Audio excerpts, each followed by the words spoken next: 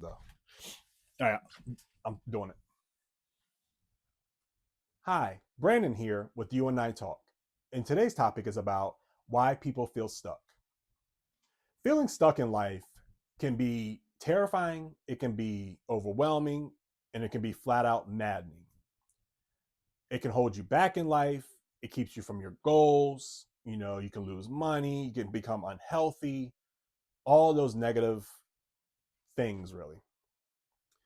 But have you ever sat back and figure out why you're stuck? Why you feel this way? Do it right now. Take about 5 minutes. You can pause the video. I'll be right here and see if you can come up with a reason why you feel stuck. Welcome back. Did you really sit and think?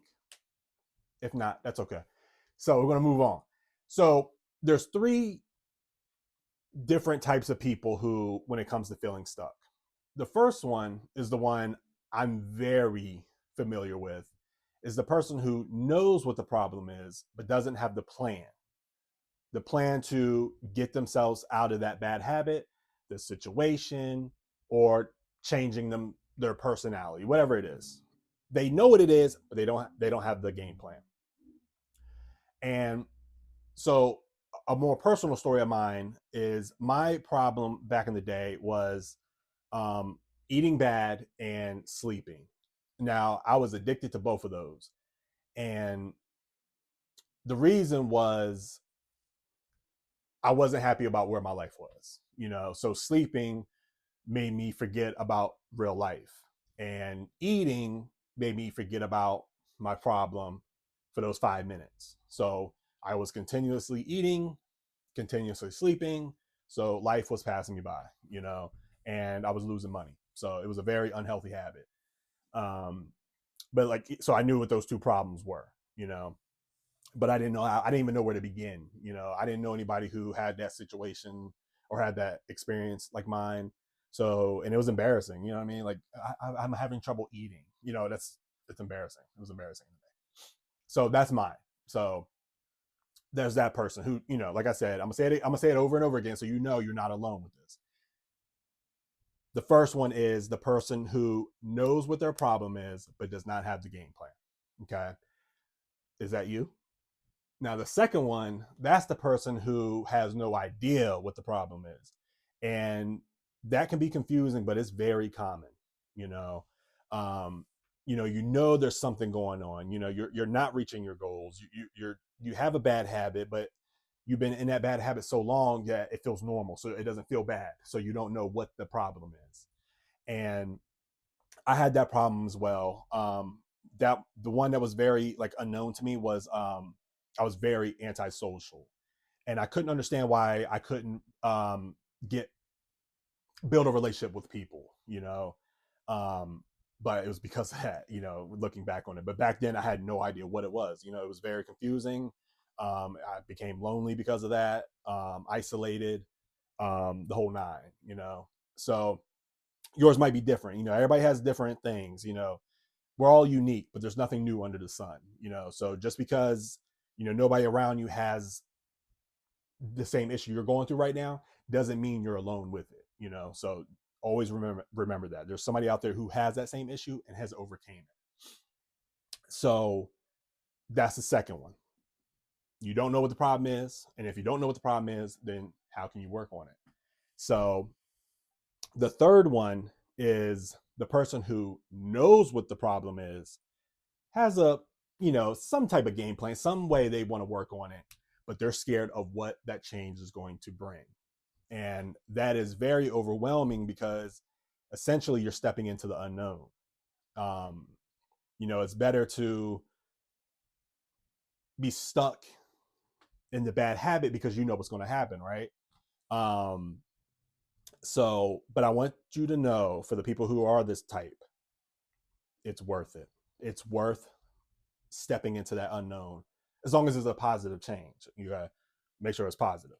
But if you're stepping into a positive change, it's going to be hard work because you're changing a bad habit into a good habit. So you're trying to stop a habit, but also create a new habit. That's what people don't realize too. They think that they just have to get rid of that bad habit, but you have to create a new habit as well. Okay, so that goes for all three types. If you're, whatever type you are, you have to replace that bad habit with a good habit.